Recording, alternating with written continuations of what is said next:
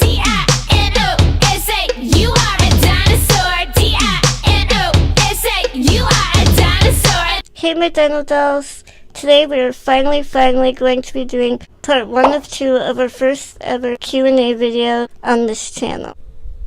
If your questions haven't been answered in this video, make sure you're subscribed and hit that notification bell so that you'll be notified next week when I upload part 2 of this Q&A. If you're new here, hi, hello, my name is Christina. Hit that subscribe button down below. We would love to have you become a part of our little herd of awkward. A big part of the reason it's taken me this long to get these videos up is because I did want to answer each and every one of your questions. Quite honestly, I wasn't anticipating so many questions to be asked just because our channel is so new. I'm excited to say I have received quite a few from all of you. I appreciate each person, their participation, and questions that they've asked. I didn't want to pick and choose favorites because they're all so great and I didn't feel that would be fair. And so I split this video up into 2 parts so that I would be able to answer and address all of them. Side note, these questions will not be asked in any particular order, so I apologize if things seem a little bit scattered throughout this video. Although some of you wanted me to shout you out with your question, there are some questions that will remain anonymous as requested. As I said, there's a lot here for me to answer, so let's not waste any more time and jump right into it. Eleanor, Retro Diva 79, and Prisha B have all asked, how many tattoos do I have? I have 10 or 13, depending on whether or not you want to include cover-ups. Eleonora Agador and Jonathan Dixon, plus a few others, have all asked what the meaning is of each of my tattoos. I'm actually not going to go too far into detail with that, just because I do still want to film my tattoo tour video that I promised you guys before. And yeah, I just really want to make a whole video of it, so stay tuned. If I somehow manage to film that video before I upload this one, I will be sure to link it down below for you. Prisha B, Eleonora, and Agador asked how I met my boyfriend. He actually pursued me on an online dating website, POF, or Plenty of Fish, to be exact, and sent me a message that said, let's be weird together, which, being weird is something I'm actually quite good at, and I don't know, I guess I thought that was adorable, and the fact that he was ballsy enough to ask that just really intrigued me. Things kind of escalated from there. We talked every single day, all day, and slept on the phone together via Skype every single night. We did that for an entire month before meeting in person. It sounds cliche, but when we met, it honestly felt like we had known each other our entire lives, at least for a really long time. Everything about us just seemed really natural, at least to me. I guess I can't really speak for him. If you guys would like to see a separate video, be like a boyfriend-girlfriend Q&A, definitely let me know because I can probably convince him to do it if enough of you ask for it. Prisha B asks, do I have any other hobbies other than makeup? Well, I love artsy things. Honestly, anything that allows me to express myself creatively, I love and live for. I used to draw a lot before my muscles got too weak, and as my SMA progressed, and I lost my ability to draw hand to paper with pencil, that's when I started to really get into the art of makeup. Before that, all I really wore was eyeliner. I'm not joking. At that point in my life and today, I still have enough strength to be able to paint my face, so to say. And I've actually just recently started using Photoshop to try and get back into drawing and painting. I also really enjoy children. I just think they're good for the soul. Prisha B also asks, what is my favorite lipstick color? Girl, I feel like that's like asking me if I could only eat one thing for the rest of my life, what would it be? That's really tough. Some of my staples, though, if I had to pick and choose a couple, would definitely be Lime Crime Velveteens. I love the formula, and the 2 shades I guess I would choose are Red Velvet and Cashmere. cashmere is really similar to what I have on my lips today. I also really enjoy Jeffree Star Velour liquid lipsticks and NYX liquid suede as well. The NYX liquid suede is super hydrating and super pigmented, but not transfer proof. I actually almost prefer it, which is crazy because I've always really loved matte lipsticks over anything. They're just not as comfortable though. Ben Moran, which is my boyfriend, asks if I would rather fight a horse-sized duck or 100 duck-sized horses. See, we're both weird. I've seen the movie Toy Soldier, and I also imagine it like a bug infestation. I would rather fight one large spider than 100 little ones. So I guess my answer would be one horse-sized duck. I imagine it kind of like slaying a dragon. I just have to like shank its heart or something. I don't know.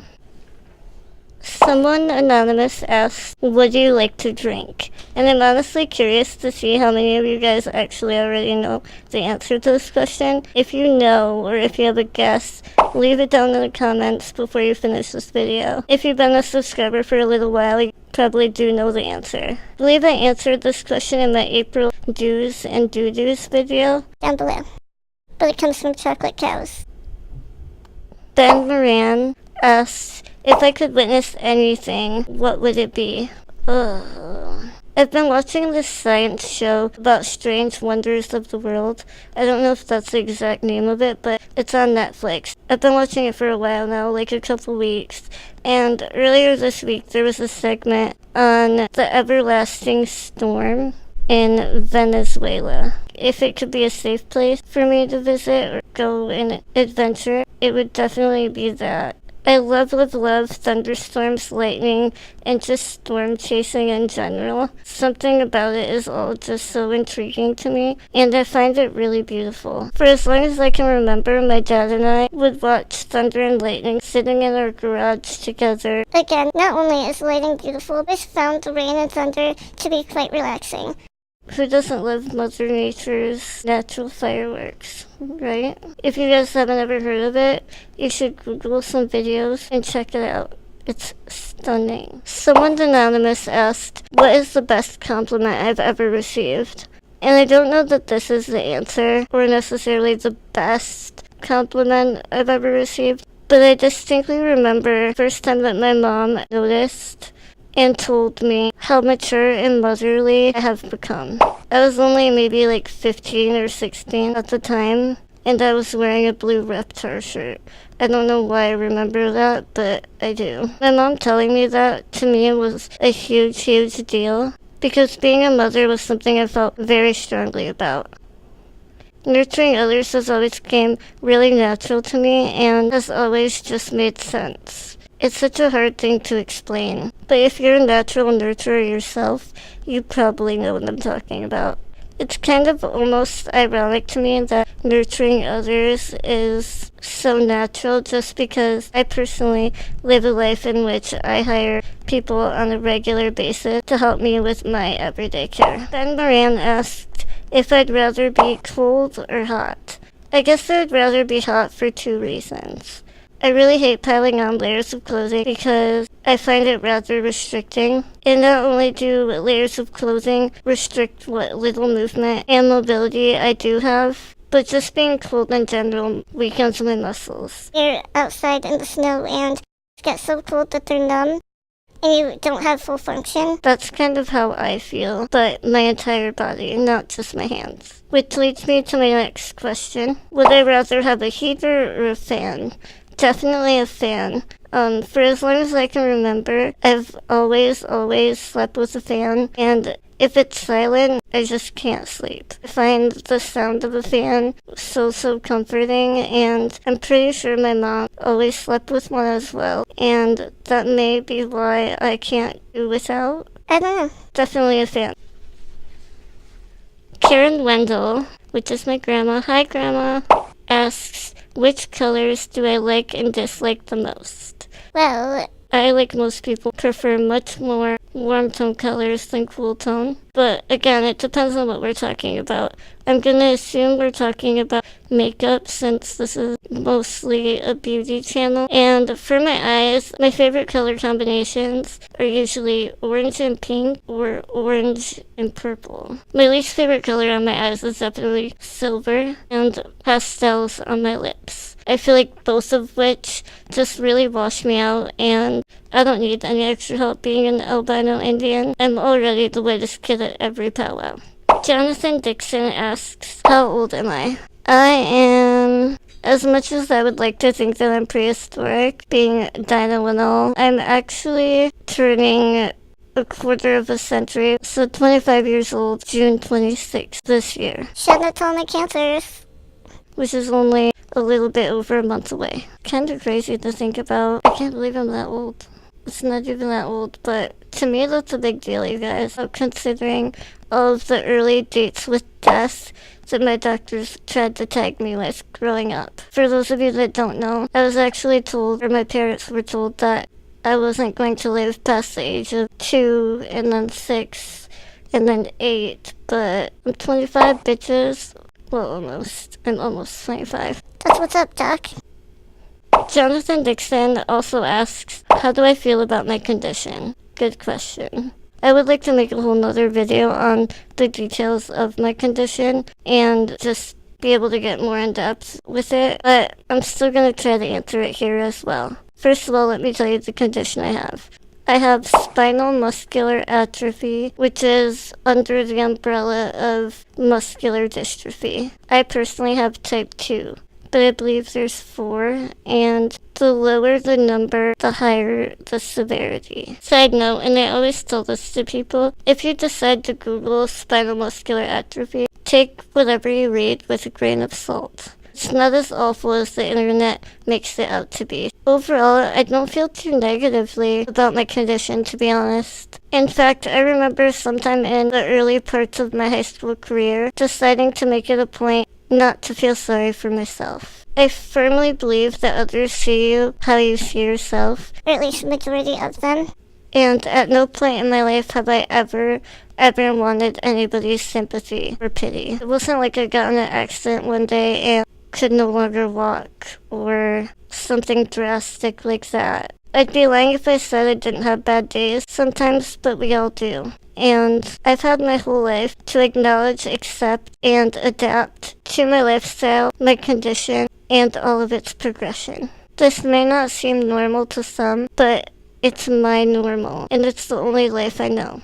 Samantha Asher, Agador, and Serena M. all ask, if some kind of cure was created and my condition could be reversed, would I take advantage of that opportunity?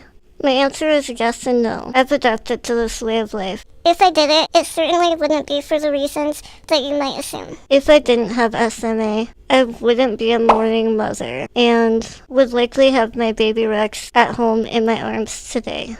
And I'd be lying if I said that that alone wasn't enticing or tempting, because I've never felt more love than I did for my child. Although as far as reversing my condition, just to be able to walk or act out the words I speak on isn't something I feel is a necessity. Not necessarily. I'd say I've managed to live a pretty fulfilling life, just as I am today, and have been able or have managed to accomplish at least 75% of said actions. I've just adapted to accomplishing it differently than the average person. Aside from successfully being able to carry my baby, the only things I sometimes long for is the ability to wrap my arms around someone by my own initiation, to hug and not to be hugged. And also to be able to explore certain places or things in solitude. Ironically, Serena M. asks what my biggest fear is. I wasn't sure how to answer it before, but I think I might have it now. It's hard to say for sure. But I think it's one of the very things I crave. Solitude. And being alone in a lot of ways is one of my biggest fears. I would never want to live a life of complete solitude. I guess sometimes I just crave a few moments of it. Scouting Out Beauty asks, what is one makeup tip I would give my younger self? Ugh. There's so many. I guess it would be to use brushes, not my finger. My first ever makeup brushes I ever purchased were the Pop Art makeup brushes by BH Cosmetics. And I would also tell myself the different sizes and densities of brushes definitely make a difference. One brush shouldn't do it all. Makeup brushes really upped my makeup game, and changed my world. and I've only been using them for a couple of years, which is crazy. I would also remind myself it's only makeup and it wipes off. Don't be afraid to try new things. I love art, and this is a whole nother form of it. Yay for self-expression. Alright guys, there you have it. That was part 1 of 2 of our first ever Q&A video. For the time it took me to upload this, really wanted to be able to answer all of your questions.